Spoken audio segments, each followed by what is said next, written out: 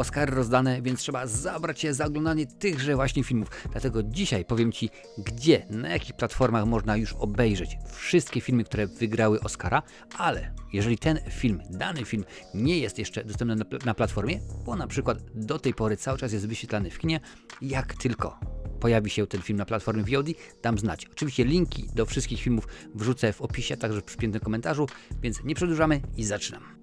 Najwięcej Oscarów, bo aż 6 zdobył film Jedna bitwa po drugiej Paula Thomasa Andersona z Leonardo DiCaprio w roli głównej. Tenże film jak najbardziej jest dostępny na wielu platformach, bo można go zobaczyć na HBO Maxie, na Chili, na TV Smart, Pilot WP, Apple TV, Player TV, Megogo, Rakuten TV, kanal VOD, Amazon Prime Video oraz Play Now. Więc ażeby znaleźć link do tego filmu, wejdź w opis albo w przypięty komentarz. Jak najbardziej 6 Oscarów to jest coś pięknego, to jest poważna sprawa. To, że film zdobył 6 Oscarów to nic, bo kolejna produkcja, która tak naprawdę miała aż 16 nominacji, zdobyła tylko i wyłącznie 4 Oscary. Mowa oczywiście o filmie Grzesznicy z Michaelem B. Jordanem, który oczywiście zdobył Oscara za rolę pierwszoplanową. Ten film również jest dostępny w wielu platformach, więc to jest dobre, jeżeli masz tylko i wyłącznie jedną platformę, bo może się akurat udać, że wstrzelimy się w to, co Ty rzeczywiście posiadasz. W Grzeszniku można obejrzeć na HBO Max, TV Smart, Rakuten TV, Amazon Prime Video, Play Now, Chili, Pilot WP, Player oraz Megogo.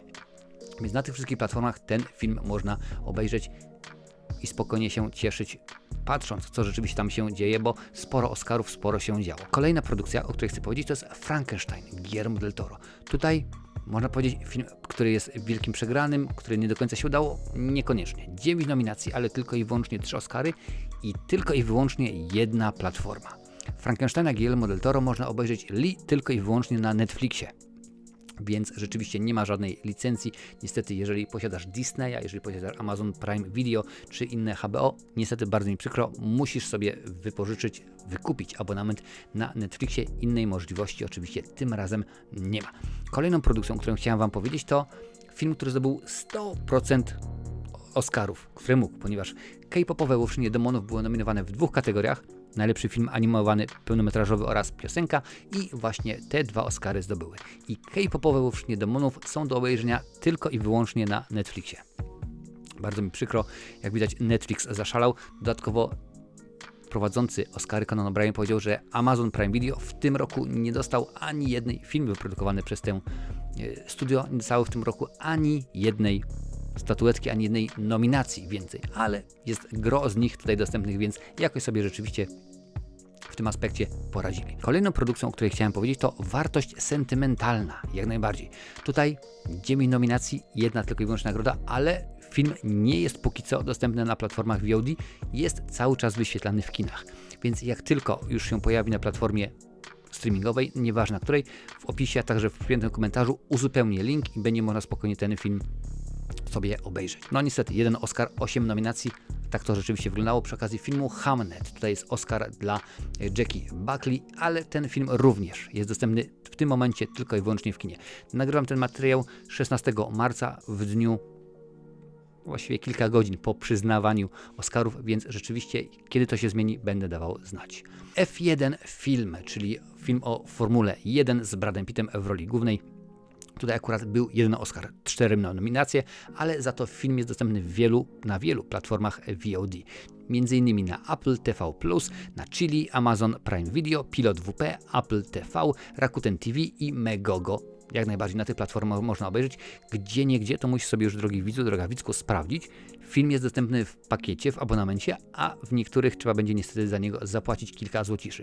Musisz sprawdzić co, gdzie, jak, ale jeżeli lubisz takie materiały, to daj suba i włącz dzwonek z opcją wszystko, bo rzeczywiście jest szansa, że wtedy YouTube nie zapomni o Tobie i poinformuje Cię na YouTube albo Facebook, albo gdzie tam oglądasz i poinformuje Cię o każdym kolejnym materiale. Film Jamesa Camerona, Avatar, miał 2 nominacje, ale tylko i wyłącznie 1 Oscara otrzymał za efekty wizualne i tak, za czas jakiś będzie dostępny na Disneyu, Disney Plusie, ale póki co ten film jest wyświetlany w kinie i niestety nie można. Mimo że premiera światowa była już 1 grudnia, w Polsce 19, to cały czas ten film jest wyświetlany w kinie.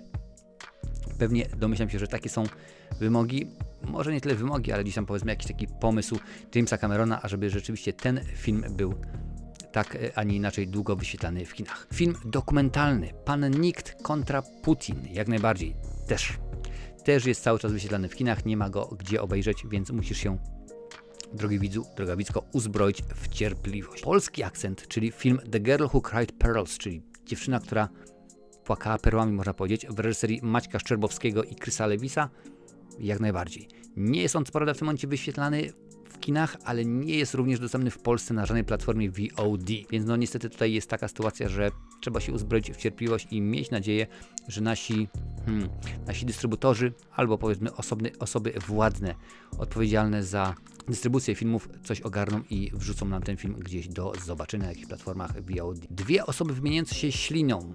Tak, film krótkometrażowy, ale niedostępny. Również niedostępny na VOD.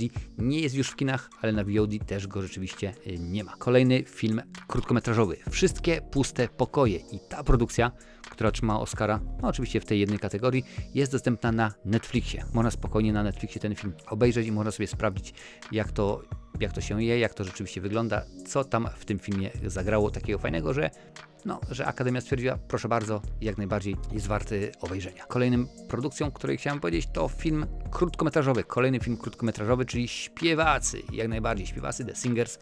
Oscar, oczywiście, że tak jest. I tak, ten film również jest dostępny, a jest dostępny na Netflixie. Jak widzisz, tutaj Netflix zaszalał i pokazał, że możemy jak najbardziej.